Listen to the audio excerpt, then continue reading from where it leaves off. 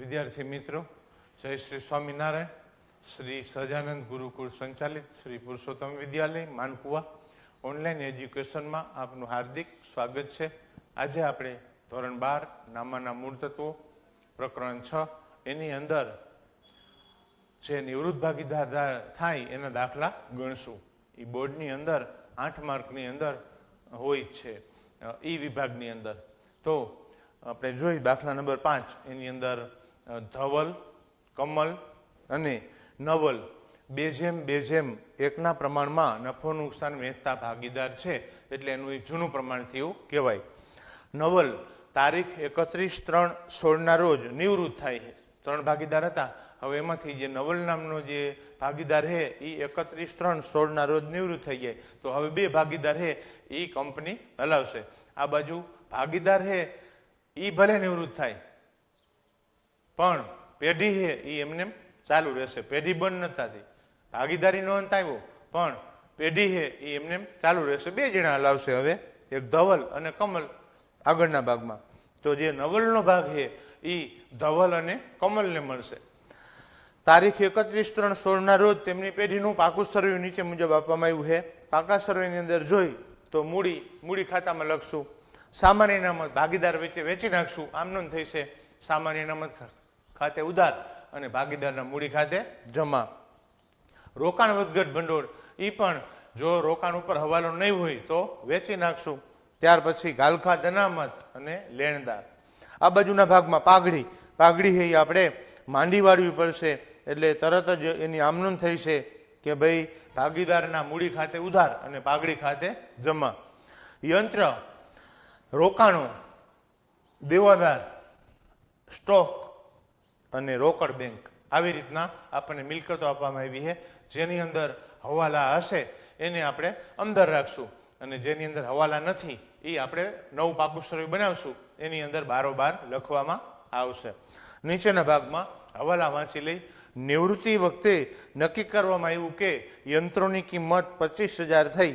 હવે યંત્રની કિંમત પાકા સર્વેની અંદર જોઈએ તો 20,000 છે અને નીચે 25,000 કિંમત બતાવે છે.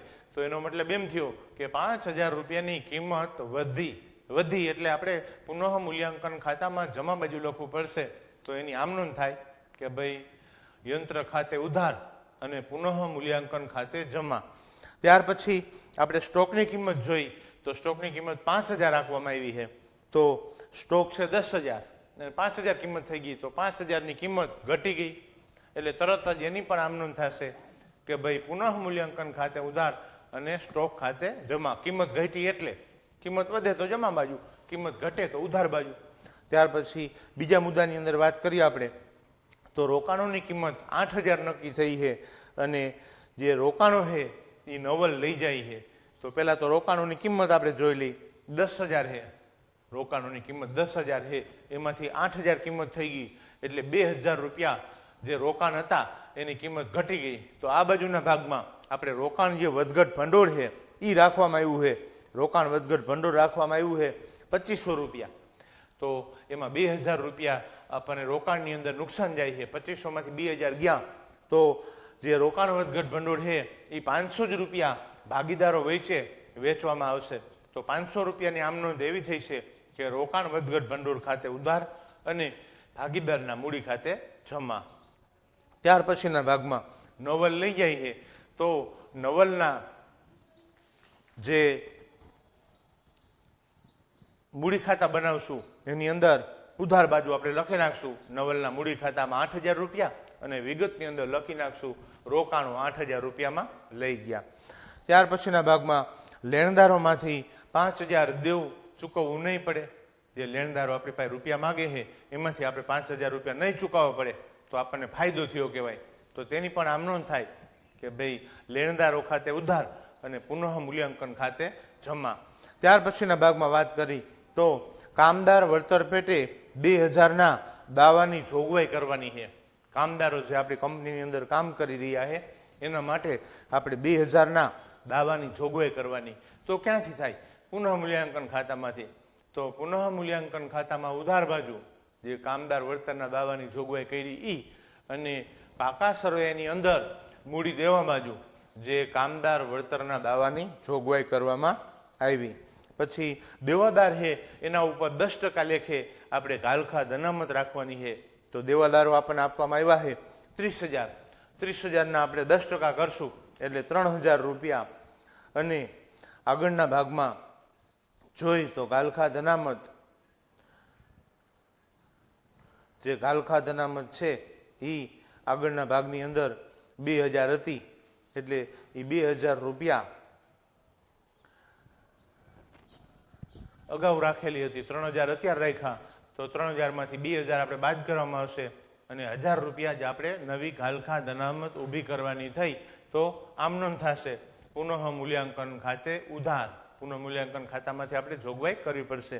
એટલે કે પુનઃ મૂલ્યાંકન ખાતે ઉધાર અને ગાલખાદ અનામત ખાતે જમા. 1,000 રૂપિયાની આપણે જેમ કામદારની વળતરના જોગવાઈની જોગવાઈ કરી એમ ગાલખાદ અનામતની પણ પુનઃ મૂલ્યાંકન ખાતામાંથી જોગવાઈ કરવામાં આવે. ત્યાર પછીના ભાગમાં આપણે વાત કરી તો પાઘડીનું મૂલ્યાંકન 40,000 કરવામાં આવ્યું છે. જે પાઘડી છે એનું મૂલ્યાંકન 40,000 કરવામાં આવ્યું.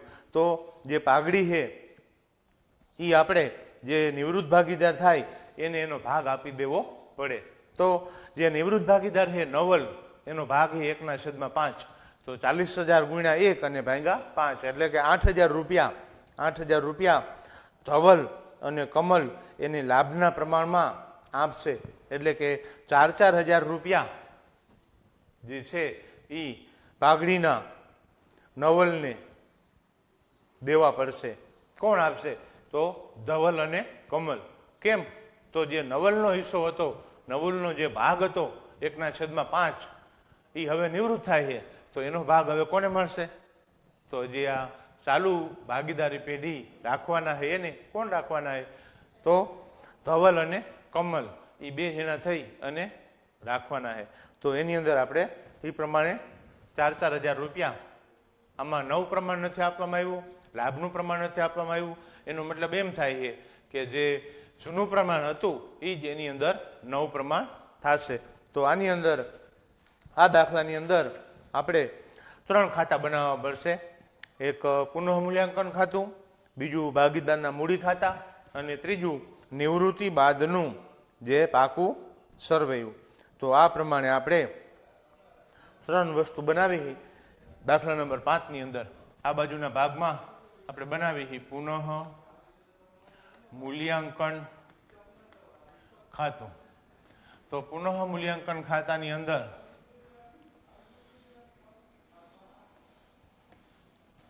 એ પ્રમાણે એન્ટ્રી આવશે. ત્યાર પછીના ભાગમાં આપણે બનાવી ભાગીદારોના મૂડી ખાતા.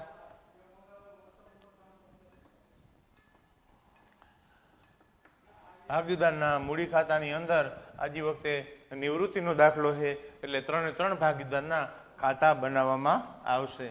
તો વિગત આવશે અને પછી 3 ભાગીદાર, વળી વિગત અને 3 ભાગીદાર એના નામ લખશું આપણે. અને ત્યાર પછી નિવૃત્તિ બાદનું જે નિવૃત્ત થાય છે ભાગીદાર એના બાદનું હવે 2 જણા હલાવશે. તો નિવૃત્ત બાદનું પાકું સરવૈયું. જે નવલ નામનો ભાગીદાર છે એ હવે આમાં રહેતો નથી અને આ 2 જણા થઈ અને કંપની હલાવશે. તો અહીંયા આપણે લખી આ વિગત, રકમ, વિગત, રકમ ખાતું છે એટલે ઉધાર જમા. આ બાજુના ભાગમાં વિગત અને હવે આપણે ભાગીદારના નામ લખશું. ધવલ, કમલ અને નવલ. જે ભાગીદાર નિવૃત્ત થવાનો છે તે નવલ. ત્યાર પછી પાછું વિગત, ધવલ, કમલ અને નવલ. જે ભાગીદાર નિવૃત્ત થવાનો છે તે એની અંદર પણ ખાતું છે એટલે ઉધાર જમા. આ બાજુના ભાગમાં નિવૃત્તિ બાદનું જે પાકું સરવૈયું બનાવવામાં આવ્યું એની અંદર મૂડી દેવા રકમ, મિલકત લેણા રકમ આવી રીતના એ પણ બનાવવામાં આવશે. હવે આપણે જોતા જઈએ પાછા રકમ એકવાર કે ભાઈ ધવલ, કમલ અને નવલ 2:2:1 પ્રમાણમાં નફો નુકસાન વેચતા ભાગીદાર છે. 31/3/16 રોજ નવલ છે એ નિવૃત્ત થાય છે. તો જૂનું પ્રમાણ અહીંયા આપણે સાઈડમાં અહીંયા લખી નાખી કે ભાઈ જૂનું પ્રમાણ તો 2:2:1. તો હવે જે નિવૃત્ત થાય છે એનો ભાગ કેટલો થયો કહેવાય? બધાના છેદની અંદર 5. આ નિવૃત્ત થાય છે. હવે જ્યારે પણ ભાગીદાર નિવૃત્ત થતો હોય તો એના ઉપર અહીંયા આમ રાઉન્ડ લગાવવો એટલે આપણને ખબર પડે કે આ ભાગીદાર છે એ નિવૃત્ત થાય છે. નકર જેમ આગળ દાખલા ગણશું તો એવું જરૂરી નથી કે બધાય આ જે છેલ્લા નામ લખાય છે એ જ ભાગીદાર નિવૃત્ત થાય એવું જરૂર નથી. ક્યારેક અમુક દાખલાની અંદર એટલો ભાગીદાર નિવૃત્ત થતો હોય, ક્યારેક અમુક દાખલાની અંદર પહેલો જે ભાગીદાર હોય એ નિવૃત્ત થતો હોય. તો આપણે પ્રેક્ટિસ એવી કરી હોય કે ભાઈ જે ભાગીદાર નિવૃત્ત થતો હોય એને રાઉન્ડ કરવો. જો એમ નહીં કરી તો જ્યારે દાખલાની અંદર રકમ આપી છે કે આ ભાગીદાર નિવૃત્ત થાય છે અને આપણે પછી આને નિવૃત્ત કરી દઈશું, પણ જો રાઉન્ડ મારશું તો આપણને ભૂલાશે નહીં. તો મૂડી ખાતાની અંદર વાત કરી તો મૂડી ખાતાની અંદર જમા બાજુ આપણે લખી નાખશું બાકી આગળ લાવ્યા. ધવલના ખાનાની અંદર જોઈએ તો 30,000 ધવલની મૂડી છે, કમલની 20,000 અને નવલની જોઈએ તો 10,000. તો નવલના ખાનાની અંદર 10,000. ત્યાર પછીના ભાગમાં જોયું તો સામાન્ય અનામત. તો સામાન્ય અનામત છે એ એક પ્રકારનો નફો છે એટલે સામાન્ય અનામત આપણે ભાગીદારો હોય છે વેચી નાખવામાં આવશે. 5,000 છે તો બધાને 2:2:1 પ્રમાણમાં વેચવા જાય તો 2,000 અને 2,000 અને નવલને 1,000 રૂપિયા મળશે. ત્યાર પછીના ભાગમાં આપણે વાત કરી તો રોકાણ વધઘટ ભંડોળ. અગાઉ વાત કરી એમ રોકાણ વધઘટ ભંડોળ 2,500 રૂપિયા છે, પણ રોકાણો મિલકત લેણા બાજુ 10,000 દેખાય છે. નીચે એમ કીધું કે રોકાણો 8,000માં નવલ લઈ જાય છે. તો 10,000માંથી 8,000 બાદ કર્યા એટલે કે 2,000 રૂપિયા રોકાણોની કિંમત બજારમાં વેચવા જાઓ તો ઓછી થઈ જાય છે. પણ આ ભાગીદારોએ આ બાજુના ભાગમાં, જવાબદારી બાજુના ભાગમાં, મૂડી દેવા બાજુના ભાગમાં 2,500 રૂપિયા રોકાણ વધઘટ ભંડોળ રાખ્યું છે. તો એમાંથી 2,000 રૂપિયા વાપરી નાખશો એટલે 500 રૂપિયા આપણે રોકાણ વધઘટ ભંડોળ અહીંયા વેચવામાં આવશે. તો અહીંયા આપણે લખી નાખશું રોકાણ વધઘટ ભંડોળ. રોકાણ વધઘટ ભંડોળ 500 રૂપિયા છે તો આને 200, આને 200 અને આને 100. એવી રીતના આપણે રોકાણ વધઘટ ભંડોળ છે એ વેચી નાખવામાં આવશે. ત્યાર પછીના ભાગમાં ગાલખાદ અનામત એનો હવાલો આપણે પછી લઈ, નીચે હવાલો આવે ત્યારે. ત્યાર પછીના ભાગમાં લેણદારો. તો લેણદારો અહીંયા મૂડીની જગ્યા મૂકી અને અહીંયા લેણદારો લખી નાખ્યું આપણે અંદરના ભાગમાં, કારણ કે આગળના ભાગમાં આપણે વાંચ્યું ત્યારે હવાલો હતો. તો 15,500. આ બાજુના ભાગમાં પાઘડી. પાઘડી આપણે માંડી વારશું તો અહીંયા લખશું આપણે પાઘડી. પાઘડી તમે જોવા જાઓ તો 10,000 રૂપિયા છે પાઘડી માંડી વારવાની. આમ નોંધ અગાઉના ભાગમાં બોલ્યા એમ કે બધા ભાગીદારના મૂડી ખાતે ઉધાર અને પાઘડી ખાતે જમા.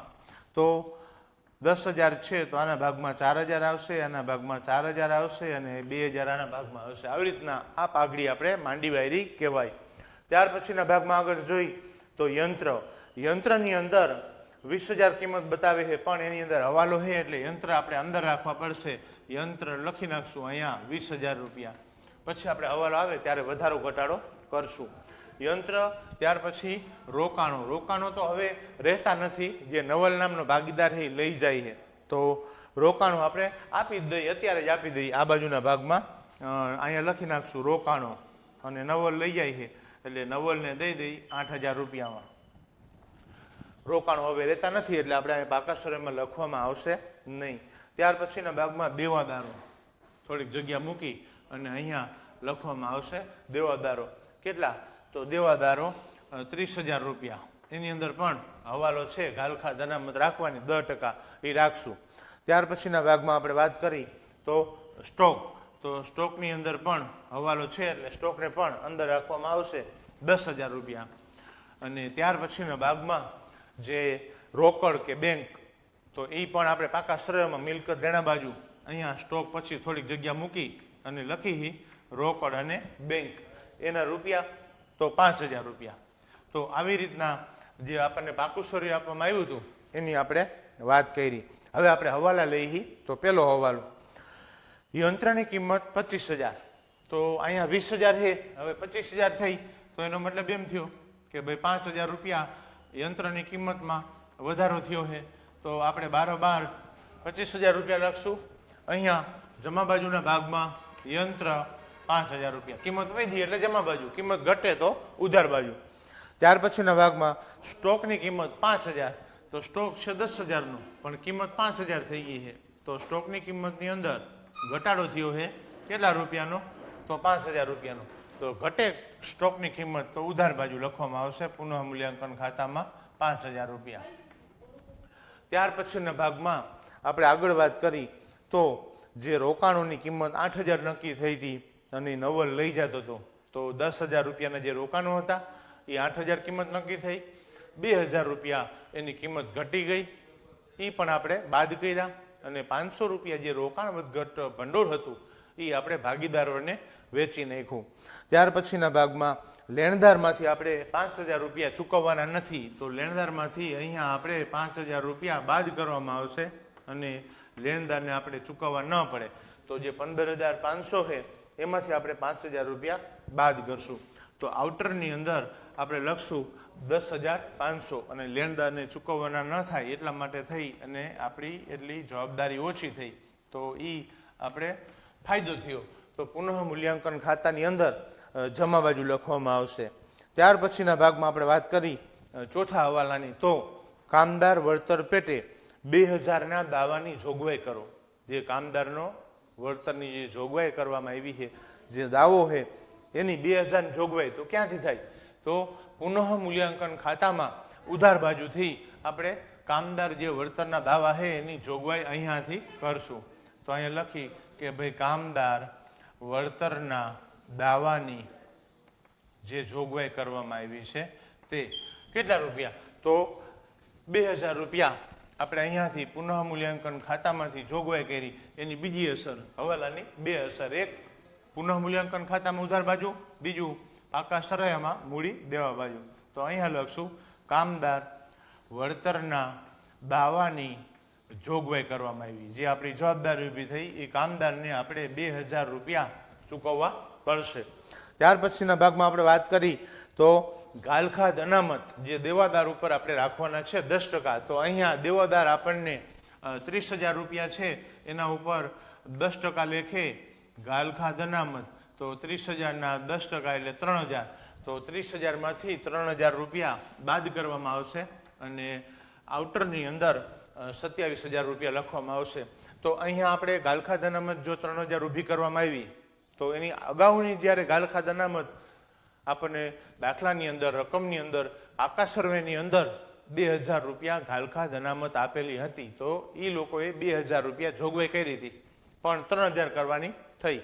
તો આપણે ખાલી આ બાજુના ભાગમાં પુનઃ મૂલ્યાંકન ખાતામાં ઉધાર બાજુ 1,000 રૂપિયા લખવામાં આવશે. શું કામ, તો કે 2,000 રૂપિયા એને અગાઉ જોગવાઈ કરેલી હતી અને 1,000 રૂપિયા જ અત્યારે વધારી, એટલે કે હવે 3,000 જોગવાઈ થઈ ગઈ. ત્યાર પછીના ભાગમાં આપણે વાત કરી તો જે પાઘડીનું મૂલ્યાંકન છે એ 40,000 કરવામાં આવ્યું છે. 3 જણા જ્યારે ભાગીદારી પેઢી હલાવતા હતા, કમલ, ધવલ અને નવલ, ત્યારે પાઘડીનું મૂલ્યાંકન 40,000 નક્કી કરવામાં આવ્યું હતું. હવે 40,000 જો પાઘડીનું મૂલ્યાંકન નક્કી કરવામાં આવ્યું હોય તો જે નિવૃત્ત ભાગીદાર થતો હોય એને આપણે એનો ભાગ આપવો પડે. તો અહીંયા આપણે જે જૂનું પ્રમાણ છે એ લખેલું છે, નવું પ્રમાણ ને લાભનું પ્રમાણ નહીં તો રકમમાં આપેલું નથી, તો 40,000 ગુણ્યા 1/5 એટલે કે 8,000 રૂપિયા જે નિવૃત્ત ભાગીદાર થાય છે નવલ, એને આપણે આપવા પડે. હવે કોણ આપે, નવલ નિવૃત્ત થાય છે, 3 જણા ભાગીદારી પેઢી હલાવતા હતા, હવે નિવૃત્ત થાય તો કોણ આપે, તો જે ચાલુ ભાગીદારો છે, જે ચાલુ રાખવાના છે ભાગીદારી પેઢી, એ લોકો આપશે. તો કોણ, કમલ અને ધવલ, એ બે આપશે. કયા પ્રમાણમાં, તો જૂના પ્રમાણમાં. જૂનું પ્રમાણ છે 2/2, એ જેનું નવું પ્રમાણ થઈ જશે. તો અહીંયા 8,000 છે એને આપણે 2/2 એટલે કે 2 કોમન કાઢી લઈ અને 1/1, તો 2 કોમન કાઢ્યા, 1/1, તો 4,000 રૂપિયા ધવલ આપશે, 4,000 રૂપિયા કમલ આપશે. કોને, નવલને. તો 4,000 રૂપિયા આપશે એટલે તરત જ એની આમનોંધ થશે. ધવલના મૂડી ખાતે ઉધાર, કમલના મૂડી ખાતે ઉધાર અને નવલના મૂડી ખાતે જમા. તો નવલના મૂડી ખાતાની અંદર આપણે જમા બાજુ જે મૂડી ખાતા બનાવવામાં આવ્યા છે એની જમા બાજુ અહીંયા બેયના નામ લખવામાં આવશે. અહીંયા લખશું આપણે ધવલના મૂડી ખાતે અને કમલના મૂડી ખાતે. તો બેયના 4,000 રૂપિયા અહીંયા આપણે આપશું, જે ભાગીદાર નિવૃત્ત થાય એટલા માટે. હવે એની પણ મૂડી આ બાજુના ભાગમાં ઘટાડવી પડશે. તો અહીંયા એના વિરુદ્ધનું નામ લખાશે. નવલના મૂડી ખાતે 4,000 રૂપિયા ધવલના ઘટાડી નાખી અને 4,000 રૂપિયા કમલના ઘટાડી નાખી. આ બાજુ ધવલ અને કમલ એ બેની મૂડી ઘટી ગઈ અને જે નિવૃત્ત થાય છે ભાગીદાર કમલ એને આપણે જમા આપી દીધા. તો આવી રીતના આપણે ગણતરી કરવાની થશે. હવે આપણે શું કરીએ તો પુનઃમૂલ્યાંકન ખાતું બંધ કરવામાં આવે છે અને પુનઃમૂલ્યાંકન ખાતું બંધ કરતાં જમા બાજુના ભાગમાં સરવાળો 10,000, ઉધાર બાજુના ભાગમાં મૂકવાના 10,000, એમાંથી ઉપરના બાદ કરશું 8,000 રૂપિયા બાદ થશે. એટલે જે 2,000 રૂપિયા આવશે એને આપણે નફો કહેવામાં આવશે. 2,000 રૂપિયા જે નફો આવ્યો એ આપણે બધા ભાગીદારો વચ્ચે જૂના પ્રમાણમાં વેચી નાખશું. તો અહીંયા લખવામાં આવશે ધવલના મૂડી ખાતે, કમલના મૂડી ખાતે અને નવલના મૂડી ખાતે બધા ભાગીદારોને જૂના પ્રમાણમાં વેચવામાં આવે 2,000 રૂપિયા. તો 800, 800 અને 600 આવી રીતના. હવે ભાગીદારના મૂડી ખાતામાં જમા બાજુ અહીંયા લખશું આપણે પુનઃ મૂલ્યાંકન ખાતે નફો. અહીંયા જોઈ 800, 800 અને 400. હવે આપણે જે નિવૃત્ત ભાગીદાર થાય છે એનું પહેલાં ગણતરી કરશું, એટલે કે નવલનો સરવાળો પહેલાં કરશું. તો નવલનો સરવાળો કરવા જઈએ તો જમા બાજુના ભાગમાં 19,500, ઉધાર બાજુના ભાગમાં મૂકશું 19,500. હવે જે નિવૃત્ત ભાગીદાર થાય છે એનું કંઈ આપણને રોકડમાં ચૂકવવાની માહિતી આપવામાં આવી નથી. તો એની જે છે એ આપણે લોન રાખી લેવામાં આવશે. તો 19,500 એમાંથી 10,000 રૂપિયા બાદ કરી તો 9,500 રૂપિયા એ આપણે નવલની લોન રાખી લેવામાં આવશે કંપનીની અંદર. તો અહીંયા લખી નાખશું આપણે નવલની લોન ખાતે.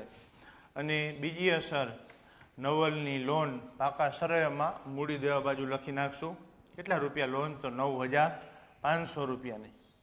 જો એમ કીધું હોત કે રોકડમાં ચૂકવવાના તો ચૂકવી દેત, પણ એવું છે નહીં. એટલે આપણે લોન રાખશું જે નિવૃત્ત ભાગીદાર થાય એ. એમ સમજી લેશું કે આપણને લોન આપે છે. ત્યાર પછીના ભાગમાં આપણે જોઈ તો હવે ધવલ અને કમલ એનું આપણે ભાગીદારનું મૂડી ખાતું બંધ કરી. તો આ બાજુના ભાગમાં સરવાળો 33,000, આ બાજુના ભાગમાં સરવાળો 23,000, આ બાજુના ભાગમાં આપણે ઉધાર બાજુના ભાગમાં મૂકવામાં આવશે 33,000, 23,000. હવે આપણે બાદ કરીએ તો 25,000 રૂપિયા ધવલના બાકી રહીએ છે અને 15,000 રૂપિયા કવલ. અને નવલ હવે દેતો નથી એટલે હવે 2 જણા ભાગીદારી પેઢી હલાવશે. તો 2 જણાની અહીંયા આપણે મૂડી લખી નાખશું ધવલ અને કમલ. ધવલની મૂડી આપણે હમણાં જ શોધી 25,000 રૂપિયા અને કમલના 15,000 રૂપિયા. તો બંને થઈ અને 40,000 રૂપિયા. આવી રીતના આપણે બે બાજુ સરવાળો સરખો મળી જવો જોઈએ. એટલે કે 62,000 રૂપિયા આ બાજુ ઉધાર બાજુ આવશે અને 62,000 રૂપિયા જમા બાજુ આવશે. તો આવી રીતના જે નિવૃત્ત થાય છે નવલ એનો દાખલો થશે. તો પ્લીઝ શેર, સબસ્ક્રાઈબ આપણી SSGM યુટ્યુબ ચેનલને. નવા વિડીયો સાથે, નવા ટોપિક સાથે ફરીથી મળીશું. ત્યાં સુધી બધા વિદ્યાર્થી મિત્રોને જય શ્રી સ્વામિનારાયણ.